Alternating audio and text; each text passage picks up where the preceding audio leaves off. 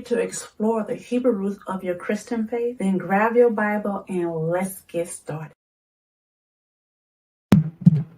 Shalom. Welcome back to Tuesday Night Torah Studies, where we're in the book of Exodus, which is a very exciting book to study. Exodus, like the rest of the books, I cannot say which one is my favorite because it all comes together.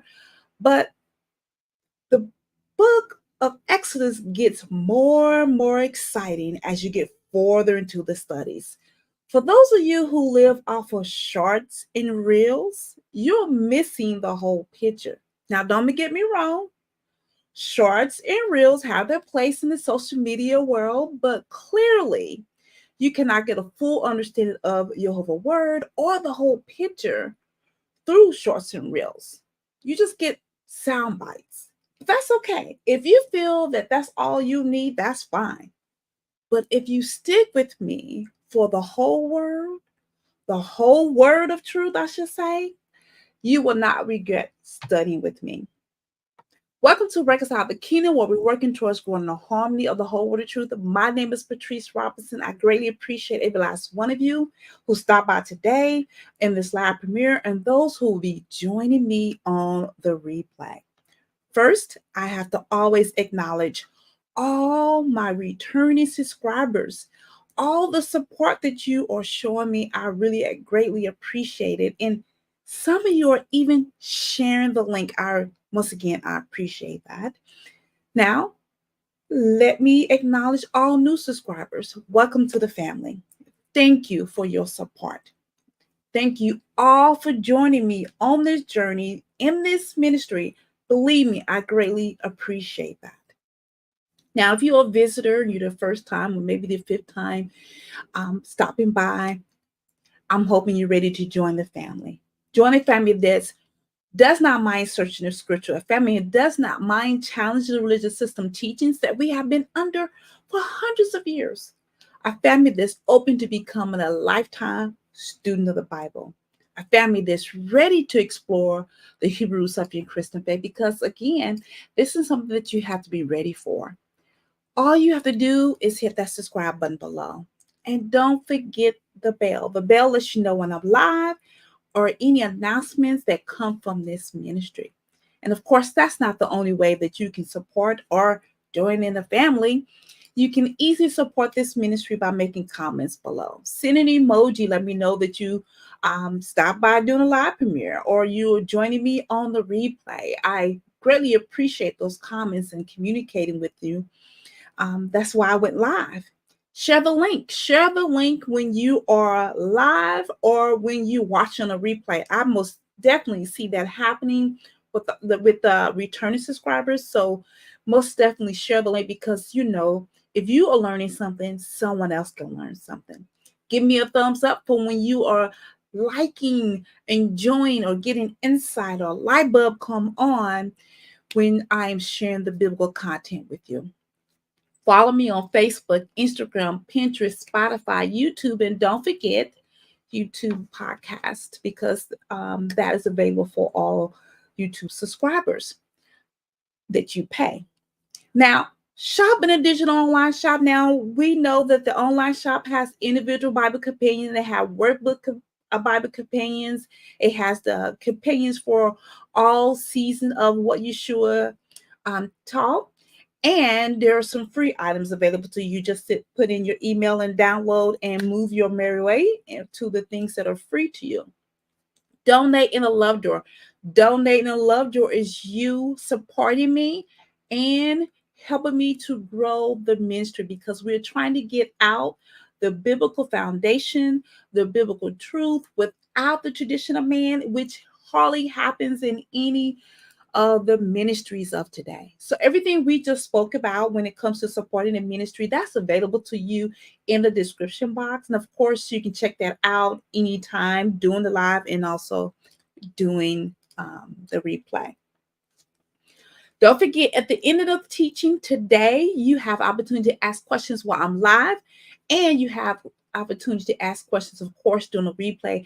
I do respond to those. I encourage you to make the comments. I encourage you to ask questions, because we know we've been learning as we follow in the footsteps of our Messiah that many people walked away thinking they have an understanding and they did not ask questions. So questions are important. Questions, I most definitely will do my very best to answer every last one of them. And of course, sharing the link is important. So right now, I hope you have your Bible before you, all the writing utensils that you need, and hopefully you have the Exodus Bible Companion workbook that's available to you and that you can use along this journey to take notes and things like that, and also to dig deeper. Last week, we completed chapter 5, and I encourage you after chapter 5 that you most definitely should complete your check-in. For those of you who are new to the channel, let me show you an example of a check-in that happens. I think with Exodus, it might be every 5 or 7 chapters, because Exodus has a lot of information in it, so it might have more frequent check-ins along the way.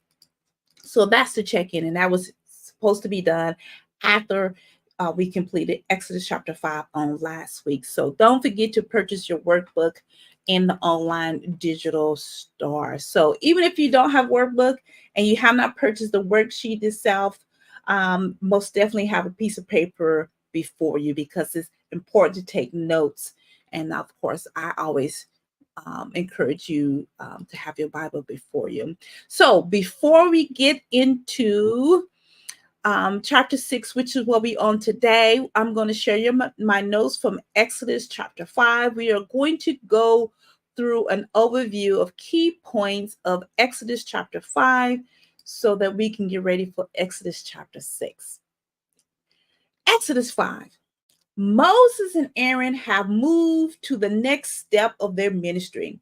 So remember, they first spoke to one another about what Yehovah request was, what was the call, what they needed to do. Then they spoke to the elders. The elders believed and received them, and now they are speaking to Pharaoh in chapter 5. Now, both Aaron and Moses are requesting that 3-day journey to offer sacrifice to Yehovah. Now, there was an interesting statement that was made by Aaron and Moses when they were before Pharaoh. They said, "Let us go, lest he falls upon us with pestilence or with the sword." Again, there are some of the conversations that Yehovah and Moses had that I don't think that we received that information from. So we cannot say he did not say that. We cannot even say why he said that. And then again, maybe when we get through chapter 6, we might have some understanding why that statement was made.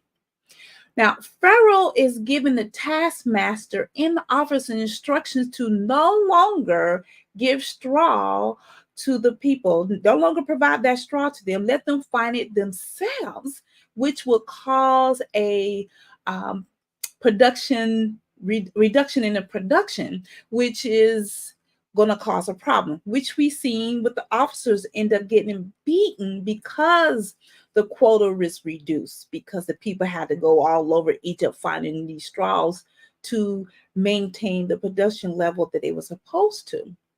Now, these officers made a decision to go to Pharaoh and have a conversation with him.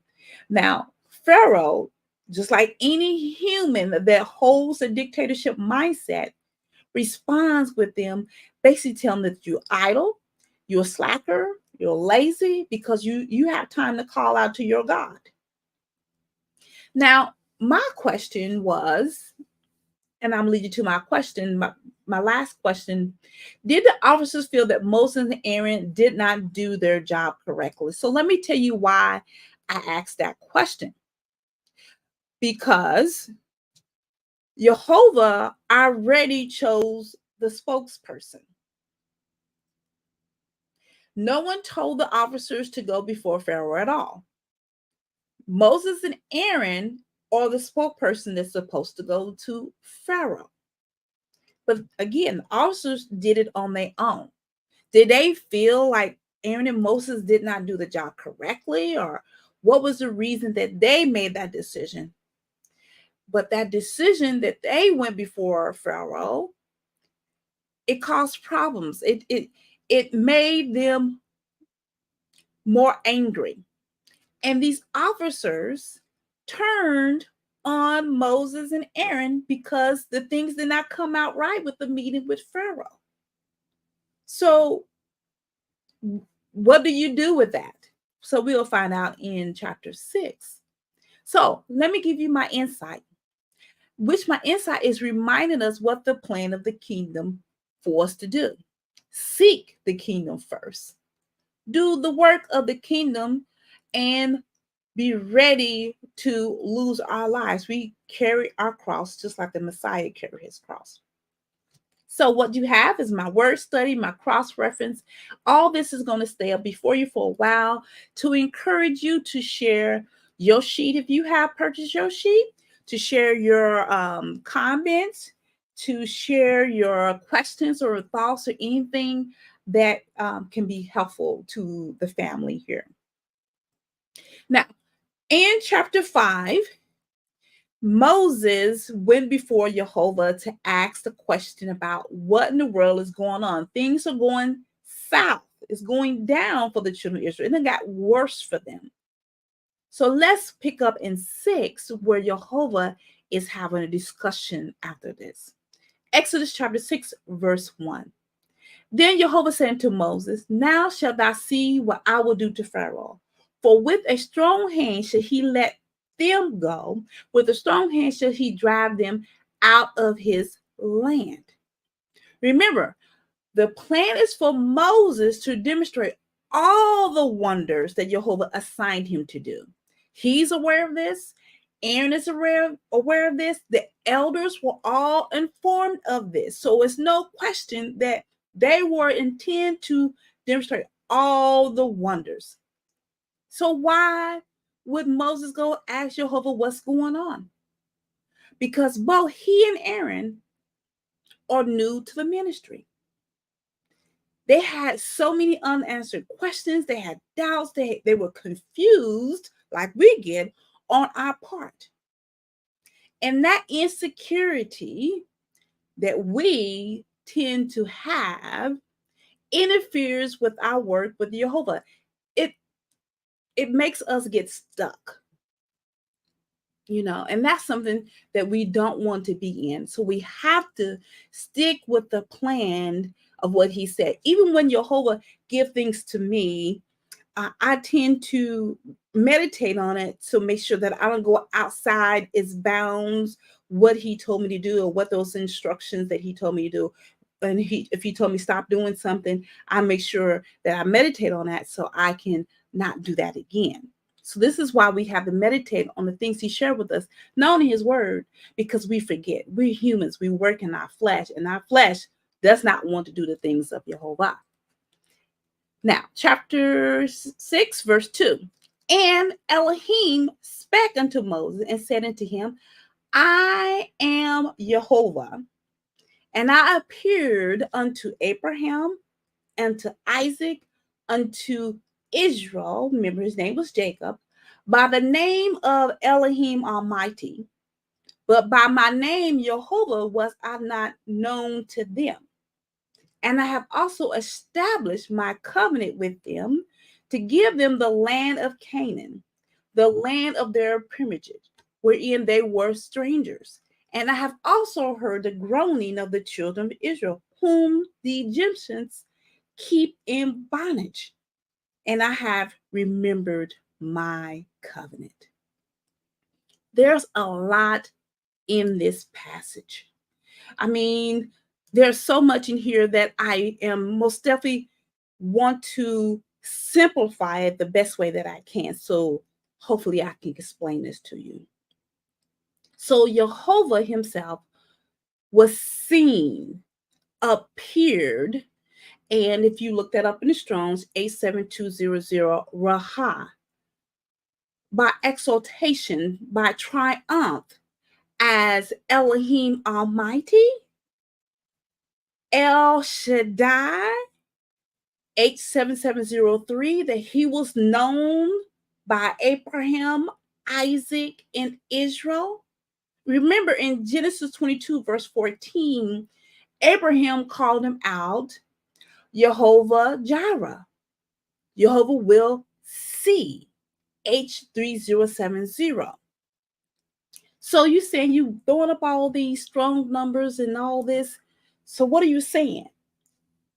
What I'm saying is that Abraham, Isaac, and Israel, formerly named Jacob, were fully aware of his name. So the name itself wasn't the change. It wasn't that they didn't know him by his name. It is the relationship with that name. The relationship with the name change. So the relationship with our patriarchs, our forefathers, with Abraham, with Isaac, and with Israel, you see Abraham as a friend, you see Isaac obeying, you see Israel, formerly named Jacob, wrestle with Yehovah. So we see the change in the relationship. So we was able to see him as father, as the king with them. And then we have things moving to more of an intimate relationship that he is building with the children of Israel. He is changing that relationship to a bride groom relationship. The bride, and he is the father, he is the bridegroom, face to face with Moses, the father, and then we have the firstborn son nation, and he remains the king, just like he had that relationship with the forefathers. So it is not the name that changed, it's the relationship with the name that has changed. I'm hoping that you're getting what I'm saying. I know it can be complicated sometimes, but that's what changed, because clearly we read that Abraham called his name out before. Jacob, he was wrestling, asking about his name, but they all knew to look for the salvation, which is Yeshua. So they knew Yeshua. So of course they're gonna know the Father. Again, it's the acts and the miracles, not only about allowing the nation to know who he is, but it's through the acts and miracles that they are seeing him. So he also is the bridegroom who's taking care of the bride. He's bringing security and safety, protection, blessings, and more. Now, he did those things with the patriarchs too, but we see this in a more intimate relationship. Now, if you don't get this, you will get it as we continue on. We'll see this relationship. In the meanwhile, Yehovah did not forget the covenant. He remembered the covenant and this promise that he made to Abraham, Isaac, and Israel. This promise he keeps, and he's coming to fulfill it at its appointed time, getting the people prepared for what? This wedding that's going to happen. We talked about in the introduction of Exodus. We did talk about the introduction. So just stick with me. We're getting somewhere in all of this. And so we are moving on to Exodus chapter 6. We're going to verse number 6. Wherefore, saying to the children of Israel, I am Yehovah, and I will bring you out from under the burdens of the Egyptians, and I will rid you out of their bondage, and I will redeem you with a stretched out arm and with great judgments. And I will take you to me for people, and I will be to you an Elohim, and you shall know that I am Yehovah, your Elohim, which bringeth you out from under the burdens of the Egyptians. And I will bring you into the land concerning thee, which I did swear to give to Abraham, Isaac, and to Jacob, Israel, and I will give it you for an heritage. I am Yehovah. There will not and should not be any questions about who he is and what he's capable of doing.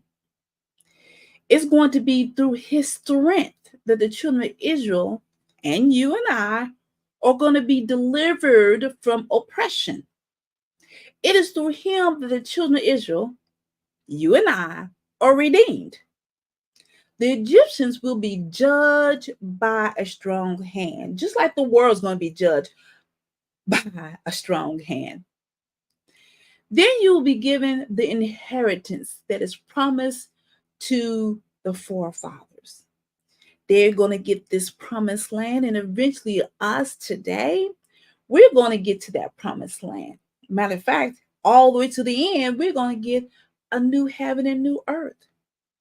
Now, there are promises that's for us today that we're going to receive as we continue to run this race. So we will always have something to look forward to. Verse 9. And Moses spake unto the children of Israel, but thou hearken not unto Moses for anguish of spirit and for cruel bondage. Let me repeat this. Moses spake so unto the children of Israel, but they hearken not unto Moses for anguish of spirit and for cruel bondage. Moses went and spoke the words of Yehovah to the children of Israel. They didn't receive them. They received them not, because their experience of that mistreatment overshadowed their faith. They cannot hear from the one who heard them. They were disheartened by the response they received from Pharaoh when they asked about this straw and change this. Change the situation. It shouldn't be like this. So their hearts were broken. Their hearts are hardened. They didn't want to hear anything that Moses was saying. Moses or Aaron. They didn't want to hear nothing they said.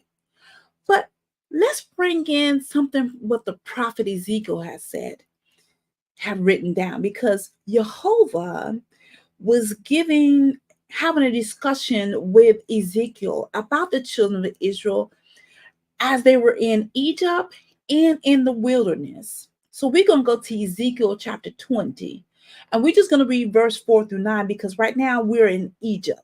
So we want to hear from Yehovah of the concerns of the things that were going on in Egypt to give us a better picture of what was going on.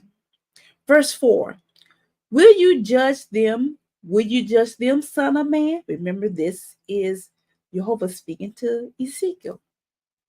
Confront them with the abominations of their fathers and tell them that this is what Yehovah Elohim says. On the day I chose Israel, I swore an oath to the descendants of the house of Jacob, house of Israel, and made myself known to them in the land of Egypt. With an uplifted hand, I said to them, I am Yehovah, your Elohim.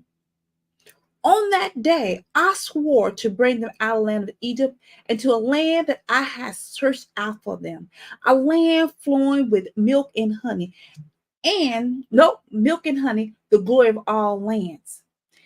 And I said to them, each of you must throw away your abominations before his eyes, and you must not defile yourselves with the idols of Egypt. I am Yehovah, your Elohim. But they rebelled against me and refused to listen. None of them cast away the abominations before their eyes. They did not forsake the idols of Egypt. So I resolved to pour out my wrath upon them and vent my anger against them in the land of Egypt. But I acted for the sake of my name, that it should not be profaned in the eyes of the nations among whom they were living, in whose sight I had revealed myself to Israel by bringing them out of the land of Egypt. So what we are reading is that by the grace of Yehovah, the children of Israel was not judged by not getting rid of their abominations before he brought them out of the land of Egypt. Instead, he takes them into the wilderness to teach them. Isn't that the way he teaching us the way he's treating us. He's sending his son to teach us because we all in this wilderness and we're not letting things go. But his mercy and his grace, he sent his son. We can go on and on about this. We could. But what I want you to pay attention to is many of you are not getting this type of teaching from your denomination or non-denominational religious systems. So go ahead. If you're learning something and you're getting something out of what I'm sharing with you on today, give me a thumbs up. What you're learning, I want you to share with others because this is how a family grows. Don't forget this. This is a part of getting the biblical truth out. Verse 10. And Yehovah spake unto Moses, saying, Go in, speak unto Pharaoh, king of Egypt, that he let the children of Israel go out of his land. And Moses spake before Yehovah, saying, Behold, the children of Israel have not hearkened unto me. How then shall Pharaoh hear me? Who am I of uncircumcised lips? And Yehovah spake unto Moses and unto Aaron, and gave them a charge unto the children of Israel and to Pharaoh, king of Egypt, to bring the children of Israel out of the land of Egypt. So Yehovah is still sending Moses and Aaron before Pharaoh because there's still work to be done. He wants Pharaoh to release his firstborn nation. Now, Moses at this point can't believe that he have to go before Pharaoh again. I'm pretty sure these questions he's asking, how in the world is this going to work? The people who's supposed to become free don't believe, or they're not receiving me. They don't want to hear from me. Now, how am I going to continue this job? Are there things that's going to get worse for them because I'm speaking before Pharaoh? Now, if Pharaoh hears that the people who I'm asking to set free don't want to hear from me, how's he going to want to hear from me? I'm sure these questions and these thoughts are coming across Moses' head.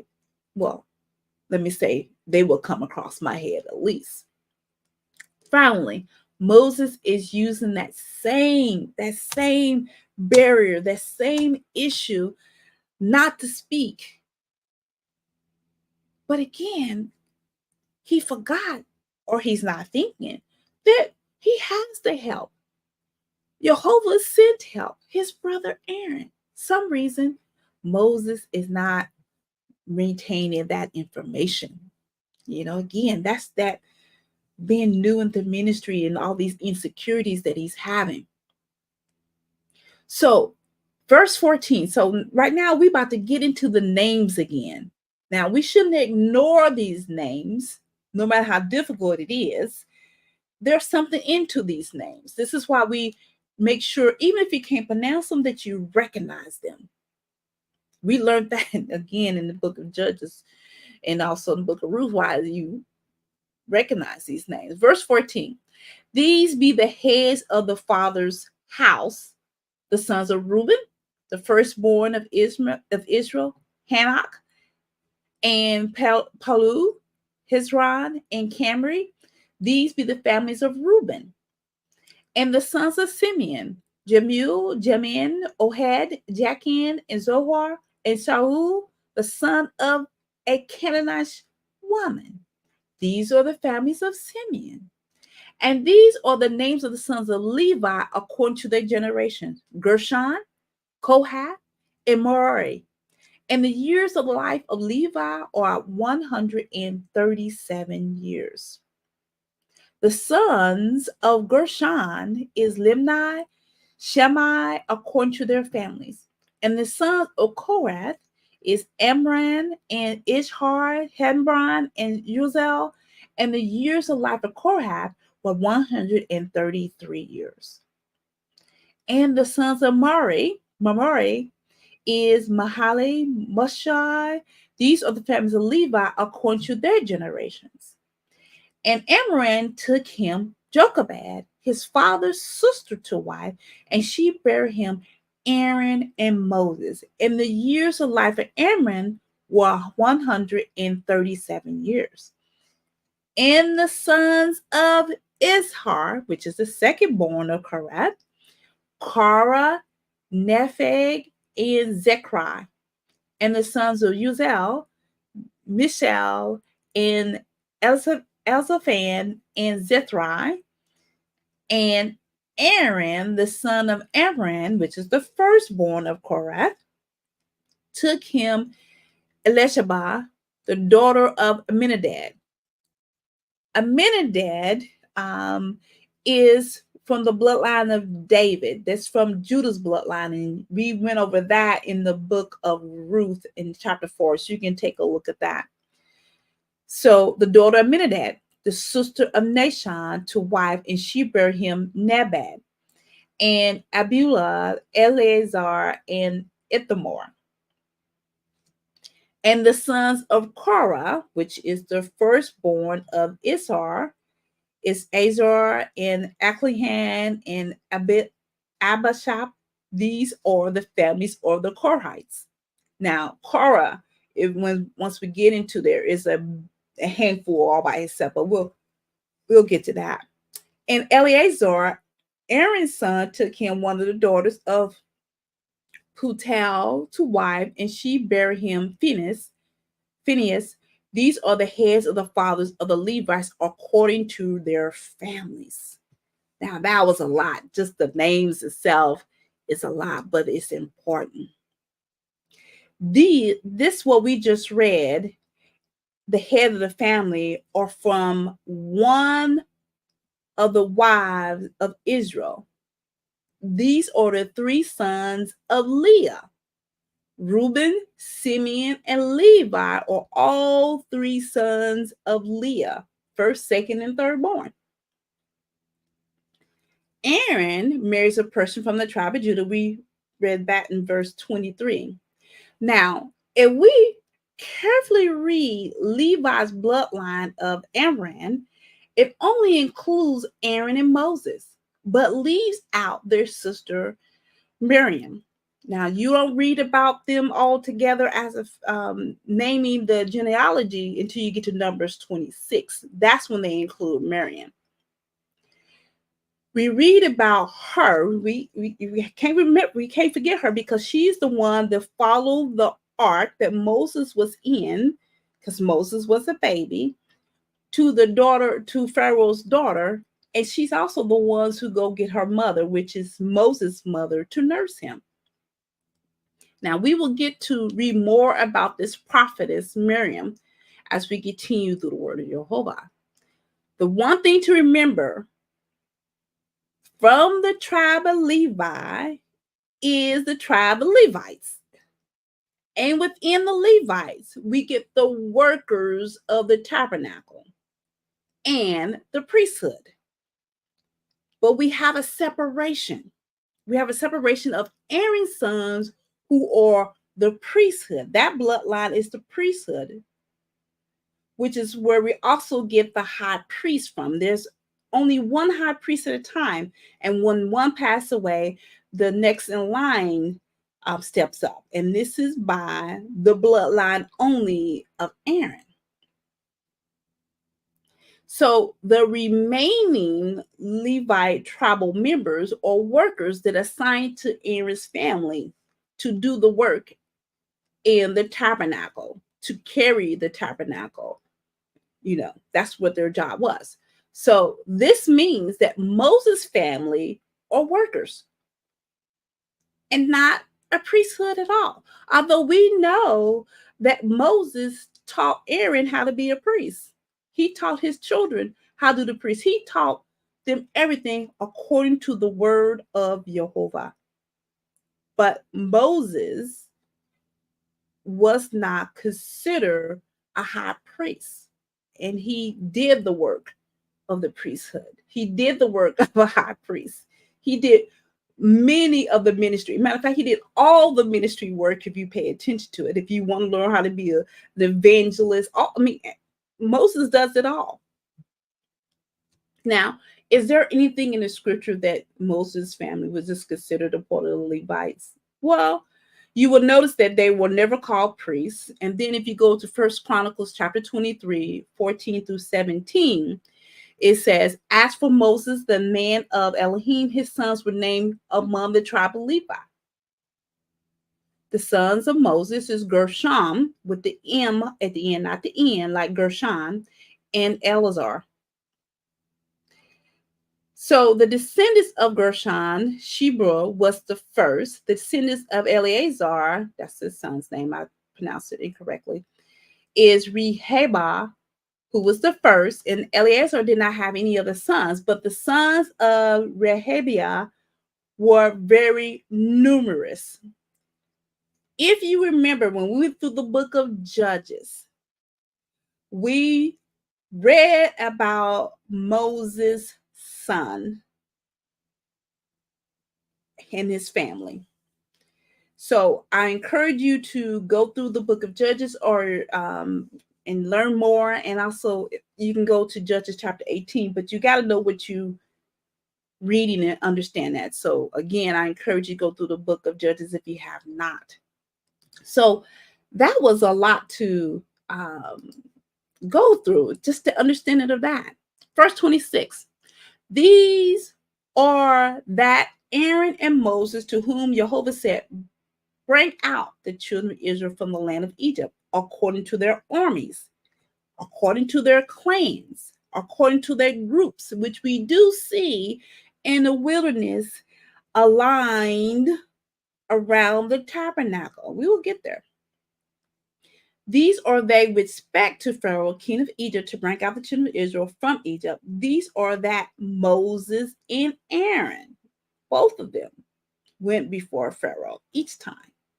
And it came to pass on that day when Yehovah spake unto Moses into the land of Egypt, that Yehovah spake unto Moses, saying, I am Yehovah, speak thou unto Pharaoh, king of Egypt, all that I say unto thee. And Moses said before Yehovah, behold, I am of uncircumcised lips, and how shall Pharaoh hearken unto me? You know, this is the second time that Moses spoke of these words concerning his speech impairment in this chapter alone. From the beginning of his calling, he has been saying this will not work due to his inability to speak like other people. Since the beginning of his calling, he refuses to be the deliverer that Yehovah knows that he is capable of being. That's why he was called. The one that created the heaven and earth knows you better than yourself. If he called you, he's saying, I will be with you. Believe me, I had to get that understanding in my head. This means you need to allow him to lead you even in your struggles and your deficiencies and your concerns. This means you move into a position as a bond servant and ready to serve. He's calling you. Don't ignore the call. Answer the call. He will prepare you. And a lot of the times he's already started working on you before he even called you. I know that was a lot on today. Well, who's going to teach you these things? This is why I think, and I truly believe, that this is good ground to plant seeds of love. You plant seeds of love so others can hear. We want others to hear. We want to share, and we want to plant seeds in good ground. So don't forget to plant and donate in a love jar. That's totally up between you and Yehovah on what you plant. That is between you two. There's no number set on it, because I'm not promising you're going to get this world of blessings and things like that. You have to obey the word of Yehovah on your own. If you learned something today, don't forget to hit that subscribe button. Don't forget to give me a thumbs up before you leave out of here. Join me on Saturday at 10 o'clock a.m. as we are in episode number 3 of What You Should Teach. What did you should teach? That is something that we all need to be well grounded in. And I will see you next Tuesday for chapter 7, actually, of Exodus. All these words come together is very important. As always, man does not live by bread alone, but every word that proceeds out of the mouth of Yehovah. May Yehovah bless you and have a blessed rest of the week. And then I will see you on Saturday at 10 o'clock a.m. Thank you for joining. And of course, we exit out with a little music as long as I can get it together.